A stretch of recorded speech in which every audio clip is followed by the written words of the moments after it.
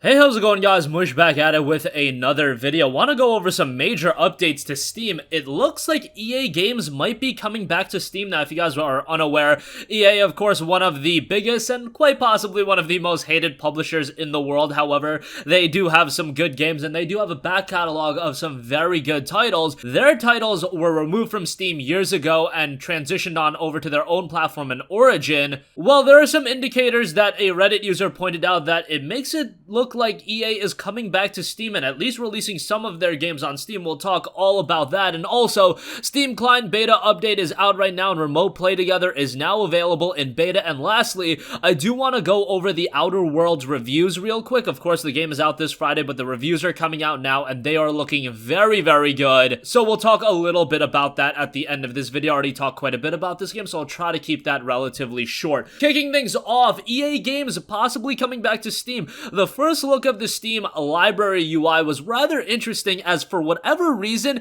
if you go back to images of that, Mirror's Edge Catalyst is showcased in the Steam library UI update. Now, why would that be? Mirror's Edge Catalyst wasn't ever even released on Steam. That was a game when it came out, I believe, back in 2015. EA had already made the full transition to Origin and it never came out on Steam. So that was an odd indicator that the game would be arriving on Steam. Now more evidence has appeared in recent days. A test app updated with Origin integration similar to Uplay games. Someone played the Saboteur. The game wasn't even on sale on Steam, and Dragon Age 2 also got a new package released a few months ago. Now, Dragon Age 2 is rather interesting because the game actually released on Steam, and that was in the midst of EA making the transition to Origin, and then they ultimately pulled the game from Steam and made it Origin exclusive. If you had bought the game when it came out, you still have Dragon Age 2 on Steam, and that's a rather rarity. If you do have a Steam account with Dragon Age 2 on it, that actually makes it a relatively valuable Steam account in some sense.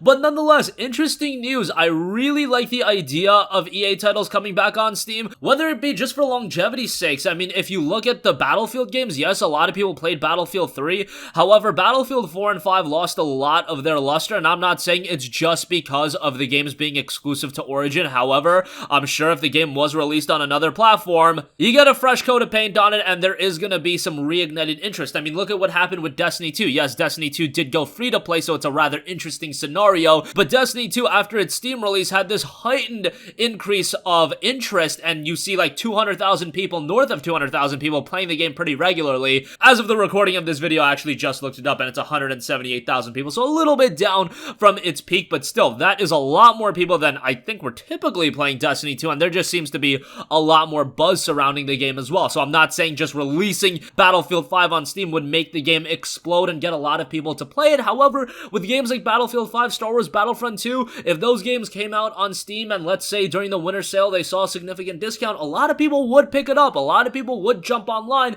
and that would just incentivize other people to jump online, because these multiplayer-centric games are based upon their longevity, based upon the players that are playing it. I think it's an element of these games that so many people don't talk about. Yes, the game is available as a part of Origin Access, but I really think that there's this sector of people that are uncomfortable with signing up to a subscription service that is EA-based. People are okay with signing up to Xbox Game Pass because it's Game Pass. It's got a lot of compelling games, and you're talking about Gears 5, Outer Worlds being on it. I would say that Game Pass is without a doubt the better service, but Origin Access just does not have the same level of appeal as Game Pass. I don't know if I'm just speaking on that anecdotally and I'm out to lunch. That's just what I've noticed, however. So even if Battlefield 5 released on Steam, and you can make the argument, well, I could pay $5 a month, I really do think that there would be that sector of people that, okay, I could pay $5 a month, or I could just own the game on Steam and it would be $10 to $15 and it's a really good buy that way. I do think there's a lot of people that would prefer to play the game that way. Whatever the case may be, if games are available through multiple platforms and multiple outlets and e-tailers or whatever, that is a good thing for the consumer, because you're going to be able to pick what platform you play the game on. Now, ultimately, I do think it could be a scenario where, much like Uplay, if you play a Battlefield 5 on Steam, you would still have to go through Origin. So who knows? Would it really be that insane from an actual user experience? No, not necessarily, but Steam gives you that inherent promotional tool, and people do want all their games on Steam. I really do notice that. Look, I have a lot of friends that are PC gamers, and they're more so casual gamers. They don't follow anything that's happening outside of Steam. They know games that are coming out on Steam. They don't even know about deals that are being ran at Humble. They don't know about Green Man Gaming and all of these other e-tailers. They don't even download games on Origin. They don't mess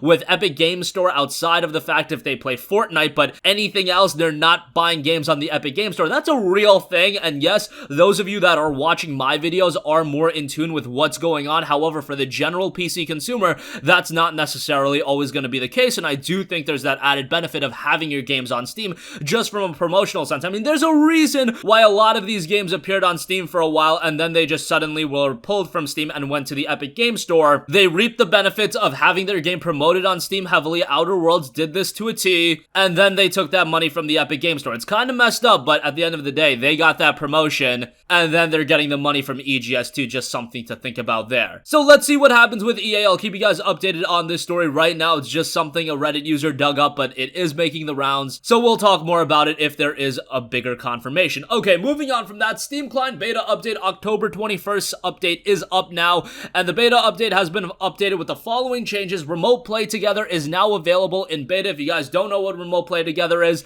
I did a video on this, and it's quite interesting. It essentially lets you stream a local co-op game to a friend, and then you can play the game together cooperatively. So it's essentially running on the same local machine, but you're streaming what you're seeing to another person, and then you can play the game locally. What this means is a lot of games that have split screen local co-op, they will still be split screen. That's what I get from it. However, if you're playing like a fighting game or something, that would be a rather interesting test to use Steam Remote Play Together. Now, obviously, you're streaming a game, so you would have to have top-tier internet connection, and a fighting game with laggy internet, that wouldn't be the best thing in the world. However, it is a cool new feature, and at the end of the day, Steam's not charging anything for this. It's just a new feature that they've introduced. If you are one of the few that do have really, really good internet connection, and your friend has really, really good internet connection, and that comes together and the experience is rather good, well, then it could be something to check out. However, I think for the majority of people, it's a cool little feature, but I don't know how up the alley it's going to be for the majority of PC consumers, but nonetheless, more features is always a good thing, so I'm not going to complain about that. Lastly, I do want to give you guys a heads up on Outer Worlds, which is dropping this Friday. The reviews are coming out, and they are looking very, very good. Currently, the game has an 86 on Metacritic, which is a respectable score. That's based on 49 critic reviews, so it's doing really well, and of course, the game will be playable through Game Pass, so you're not even going to have to invest a lot to play the game, but right now, just to go over some reviews, Tech Raptor gave it a 9.5 out of 10, GameSpot gave it a 9.0, IGN gave it an 8.5, Destructoid 9.0, RPG Site 8.0, WCCF Tech gave it a 7.8, Critical Hit gave it an 8.0, and the general consensus is that it's a really well-made RPG. I do want to take a look at a quote from GameSpot saying, "The Outer Worlds is consistently compelling throughout and is a superb example of how to promote traditional RPG sensibilities in a sharp, modern experience." This RPG really goes back to a lot of old-school RPG narratives and ways to present an RPG. However, it's modernized enough where a modern audience can also enjoy the game. And of course, it is done by Obsidian Entertainment, and while it doesn't seem like they're completely reinventing the wheel in any way, what they are doing is just creating a very compelling RPG that caters towards a modern audience, and that's really all you can ask for in this day and age. With BioWare kind of going off the rails, Bethesda's recent games have not been the best, with Fallout 76 and even Fallout 4. Fallout 4 I liked more than most people, but the general consensus seemed to be that Fallout 4 wasn't a phenomenal game.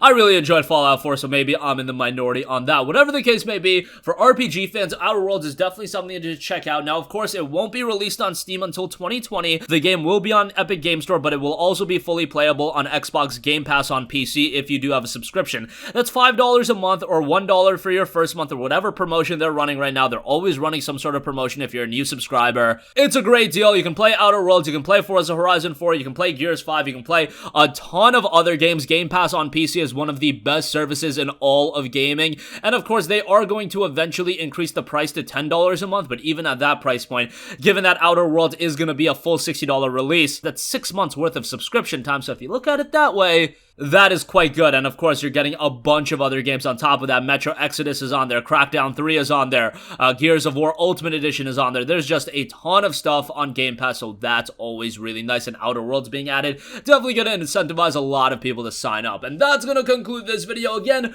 rumors are circulating that EA might be coming back to Steam in form of new EA games releases. We'll see how that turns out. I would love to check out Dragon Age 2 on Steam. Battlefield 5 I think would be really good to have on Steam just from a promotional sense and increasing the user base. so that could be really good all around. The Steam Client Beta has been updated with Remote Play Together, so check that out, and Outer Worlds is getting very positive reviews. That's gonna conclude this video. Sound off with all of your thoughts in the comment section down below. Thank you for watching, and goodbye. Hey, what's going on, guys? Mush here again. Hope you enjoyed the video. As you guys might know, YouTube's notification system is sometimes a little bit wonky, even if you're subscribed to the channel. Maybe you're not abundantly aware that I uploaded a video. To remedy that situation, make sure you hit the bell notification button. This way, whenever I upload a new video, and I try to upload as consistently as possible, you will be notified directly of the upload, and you can watch it as soon as it goes live. I would really appreciate it if you guys hit that button, so you can stay up to date with all of the content I'm posting. But as always, guys, thanks for watching, and I'll catch you guys in the next one. Peace out.